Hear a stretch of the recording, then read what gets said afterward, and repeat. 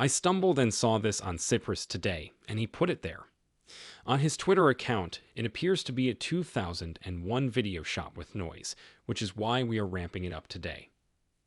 Shout out to Cyprus. This video was published on August 10th and has 188 views, and Scott Lucas, head of DLT markets at JP Morgan, where he's been working for years, over 10 years to be exact, had a DLT at JP Morgan 2 years and 10 months ago. But before that, he was still at JP Morgan Chase as an executive director, and so on. But this is insane. Listen to what he's about to say, and then we'll go into tokenized debt from David Schwartz, which will completely blow your mind, because these two will go hand in hand with Mr. Scott Lucas, and what David Schwartz is saying, wow, XRP is about to have a kaboom moment. Pay attention to what is your overall vision for DLT in your operation. Thank you, Emmy. So practically turning around, when we talk about markets, we talk about private markets, equities, and fixed income. The last panel, and I've been on panels that have had those same conversations if they are heterogeneous. Sorry, homogeneous. A market that if one thing changes, everything changes, which it won't, so I think when it comes back to what we're doing, I think our acceptance is that the vision of what this market will look like in 10 years, if somebody has that, terrific. I think we're too early in the story to think about how much of each asset class in what market by what type will eventually evolve into using this technology, other than to say that I believe a reasonable proportion of regulated markets will be on this technology, using it in a sophisticated way within a decade, and what a reasonable proportional could be anywhere from the 10% mentioned previously to anywhere sort of sub 50. I don't think going north of that is a good idea. A sensible figure is a realistic percentage of each asset type, and he goes on to explain that 10 to 50% is reasonable. Are you serious? If you recall, global real estate has its sub-asset class. As a result, 10% of global real estate, or 50%. Wow, or are the derivatives at 600 trillion, and the global debt at 300 trillion. The S&P 500 is currently valued at 36 trillion.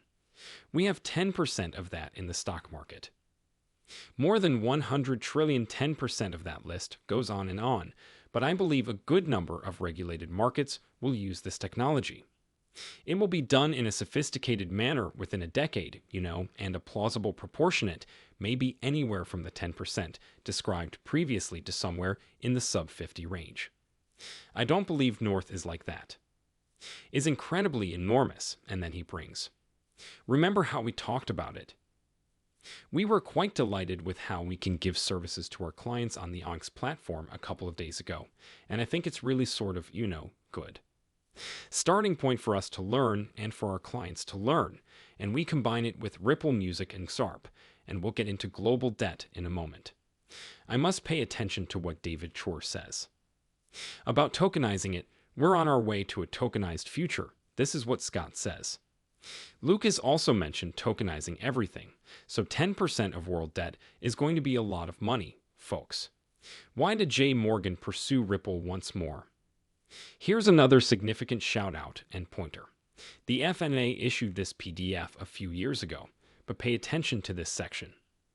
As a result, the FNA is a high-tech corporation, specializing in advanced network analytics and simulations. If this is a shocking number, I didn't even know this financial crisis revealed the financial system's hidden interconnectivity and led to a $2 trillion loss for the world economy folks in world economy. So they go and create a better financial system and a safer one, a more efficient one. And you know what happened. They conducted a test. This is insane. The liquidity test's goal was to identify the necessary liquidity per Ripple member and Ripple Hub utilizing transactional data from Ripple members and to analyze the impact of liquidity-saving methods. Ripple uses FNA to mimic the liquidity demands of banks interrogating the network over time, allowing the required liquidity movement inside a hub to be determined. The project will be supported by a bank. Network volumes and values to justify the new service's value. Pay attention. The simulation with the FNA platform looks like this. Given potential liquidity savings of USD 4 billion in people payments, Canada now has a working model for this new service. We saved $4 billion by using this method. According to Ripple, this is why JP Morgan. They're cutting costs, which they don't want, so watch this video by David Schwartz as real-world asset tokenization projects expand. I believe the XRP ledger will be a great platform for them to start on, especially because of the low fees and the connection with the DEX with the proximity to sort of the movement of funds, the ability you know. If someone is going to buy, what do you want to do with a real-world tokenized asset? You want to buy it, sell it, hold it, transfer it, and if you want to buy and sell it, you want to be able to do so. That using whatever asset is available. You don't want to bind it to US dollars if you tokenize some form of debt, just like I don't want to tie it to US dollars. If you tokenize debt, like me, I don't want to bind it to US dollars. Because that restricts access to people who have some sort of proximity to the US dollars is one of the things the EXLPR ledger is good for, giving you sort of proximity to many different assets, and that exchange is seamlessly built in. So I think that's going to be one of the many reasons why the XRP ledger is going to be a good place to launch. I believe in tokenized real-world assets.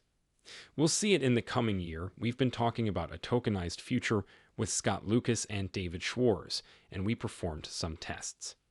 The figures are 36 trillion and 300 trillion, 600 trillion and 326 trillion, respectively, and we're talking about a tokenized globe.